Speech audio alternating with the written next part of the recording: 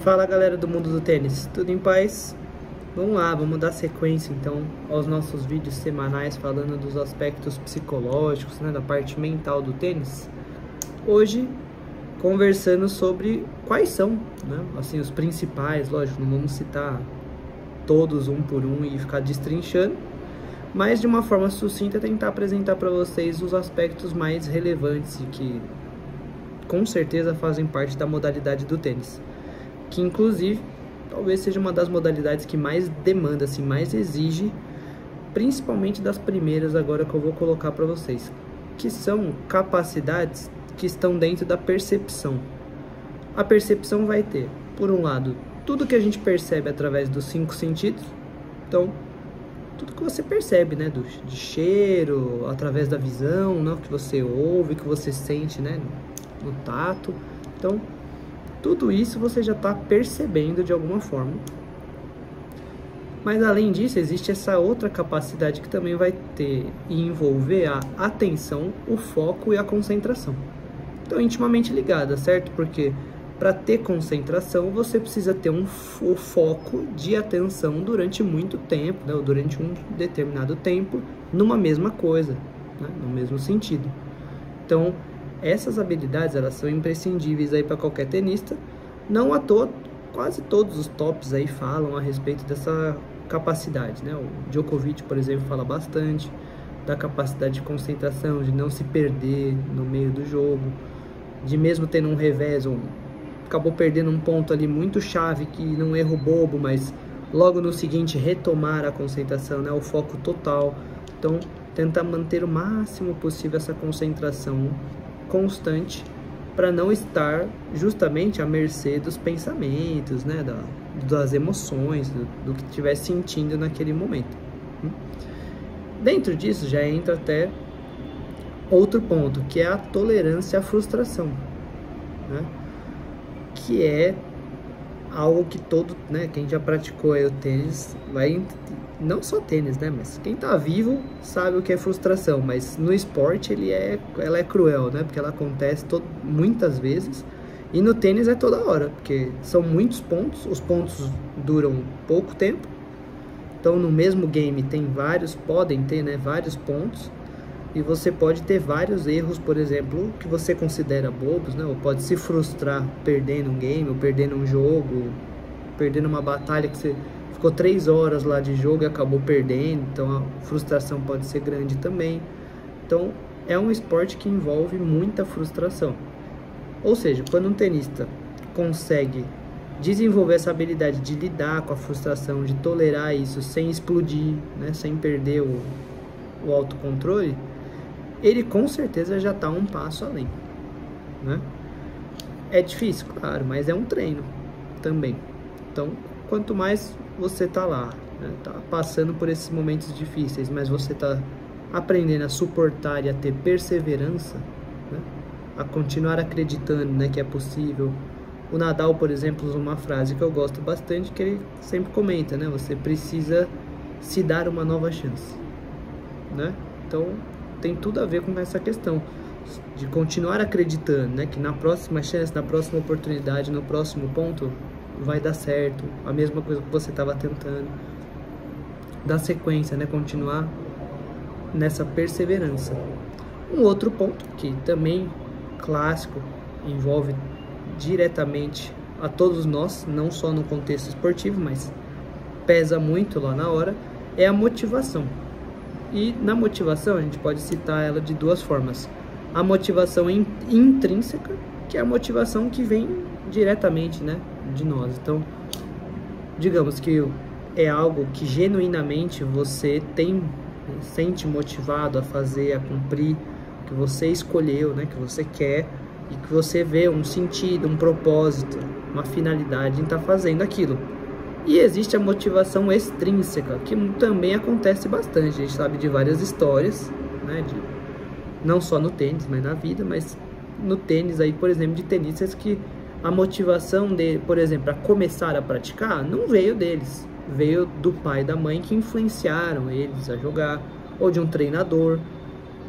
Inclusive, um treinador também pode ajudar bastante um tenista, por exemplo, no momento que ele está internamente desmotivado, mas vir com algo, né, externo, lembrando, né, retomando, trazendo um outro propósito, alguma coisa que pode puxar, né, motivar de volta aquele tenista. Então, o combo dessas duas motivações vai fazer com que a pessoa chegue nessa motivação, ou ela busque manter o máximo possível de motivação de acordo com esse propósito, com essa finalidade, mas com tudo que está em volta também, com todas essas interferências, né, às vezes, né, de familiares, de pessoas próximas, do treinador, de colegas, né, de amigos. Então, cada um vai encontrar tipos de motivação diferentes, né? Então, por exemplo, um tenista pode estar motivado porque tem grande motivação, né, grande gana de reverter um resultado que ele acabou de perder várias vezes seguidas para um outro tenista. Ou não, um tenista pode ter como motivação interna ganhar um Grand Slam. E claro, você pode estar com várias motivações ao mesmo tempo. Então, isso também é interessante de pensar, né? Que a gente raramente, claro, a gente pode ter uma motivação maior, mas dentro dela a gente sempre vai ter outras motivações menores também. E o tenista está fadado a isso. Um outro quesito que a gente também pode colocar é a autoconfiança. Querendo ou não, tá ligado também com a questão da perseverança que a gente falou antes, mas a autoconfiança ela é muito importante justamente porque se o tenista ceder a essas frustrações, aos pensamentos negativos, aos erros, à culpa, coisas do gênero, ele vai acabar rebaixando, né, a autoestima e essa confiança interna que vai fazer, né, com que o tenista desempenhe pior, e é uma bola de neve, né, vai piorando. Então, esse é um ponto muito sutil, assim, muito específico, né? Mas que tem que ter um cuidado, assim, bem de perto. E até por isso que a gente até coloca, né, que seria interessante que todos os tenistas e todas as pessoas, na verdade, né, pudessem desenvolver esses atributos que a gente está conversando numa terapia, né, num trabalho específico, qual que for, mas justamente para tentar desenvolver isso, para não abalar, né, a autoconfiança de acordo com coisas que vão acontecer. Inevitavelmente vai perder um jogo, inevitavelmente vai jogar mal um dia, inevitavelmente vai sofrer ou ter que abandonar um determinado momento porque está sentindo algum desconforto físico, emocional, algo, né, pode ter acontecido, um acidente. Então, todos esses pontos podem interferir, né, na autoconfiança de um tenista, e ela pode ser abalada e levar, né, a esse efeito bola de neve. Então, a autoconfiança ela é imprescindível, mas ela não é tão simples assim, né? Digamos, não é simplesmente acreditar, né, ou ficar pensando positivo sem ter nenhum embasamento, entendeu? Na verdade, são as duas coisas. Tem que haver, né, um pensamento positivo, mas é super importante também que ele tenha coerência, né, com você, né? Você tem que estar ciente das suas habilidades, das qualidades, de quem você é, dos seus limites, dos seus defeitos, justamente, né, porque aí você vai ter muita confiança num determinado golpe, né, do tênis, por exemplo, numa determinada jogada, que é aquela jogada que, putz, quando tá na hora difícil, quando tá na hora H, é ela que você, né, quase sempre vai escolher, justamente porque você tem confiança né, na sua capacidade de executar aquilo, né? Então, claro, não vai adiantar você, né, ficar acreditando numa coisa que você não consegue fazer de jeito nenhum, ou que não faz sentido, né, nenhum.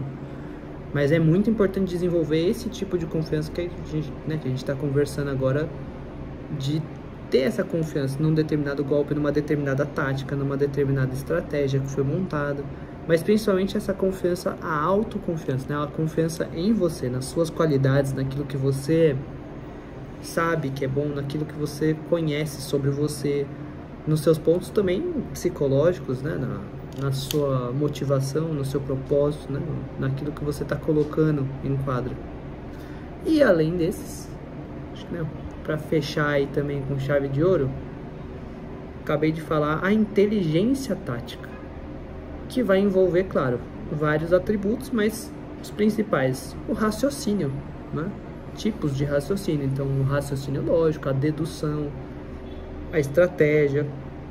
Então, um tenista vai precisar usar todos esses recursos o tempo inteiro, inclusive para conseguir ter uma leitura do jogo, que inclusive é um ponto, né, que muitos tenistas sofrem e a grande maioria, né, eleva, assim, cita como um dos pontos que deve, né, ser muito bem trabalhado também, justamente porque não adianta de nada, né? Você vai lá, né? Você tem a autoconfiança, né? Tem a perseverança, desenvolve, né, o autocontrole, tudo que a gente estava conversando antes.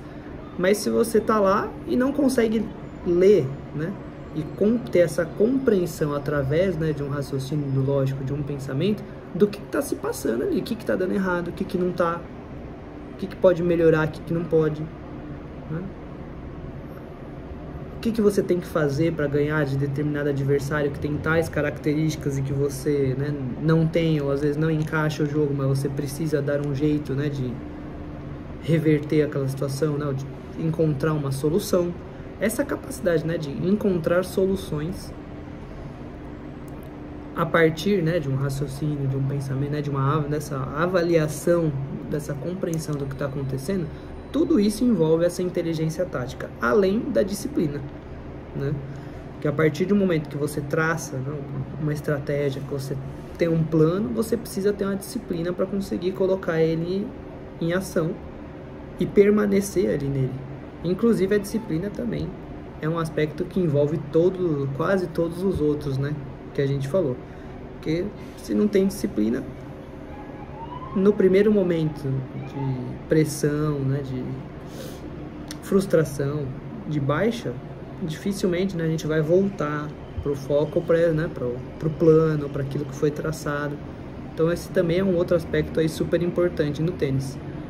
E tem essa questão, né, da paciência, do autocontrole que a gente colocou agora. Então um tenista está o tempo inteiro lidando com essa parte emocional também, né? Não só com aspectos cognitivos, mentais, digamos assim. Mas essa parte das emoções, especificamente, né, de quais delas geralmente, né, são mais afetadas, hoje a gente já falou um pouquinho dessa questão da autoestima, né, de como isso também tem tudo a ver com a questão da autoconfiança, mas deixar para o próximo vídeo, tem um gostinho de quero mais aí, se vocês tiverem vontade de acompanhar essa série, deixa aí também, né, nos comentários, poxa, com o que vocês se identificam, que já aconteceu com vocês, o que vocês percebem, né, de todos esses aspectos mentais, cognitivos, emocionais que a gente conversou hoje, que se passam aí, ou que você já enfrentou numa partida de tênis, num treino, na vida. Um toque pra gente se fez sentido aí pra vocês. Agradecer, né, de novo todo mundo que tem acompanhado, dando uma força. O feedback de vocês no primeiro vídeo foi muito bom, foi bem legal, né, dá justamente a motivação aí pra gente continuar.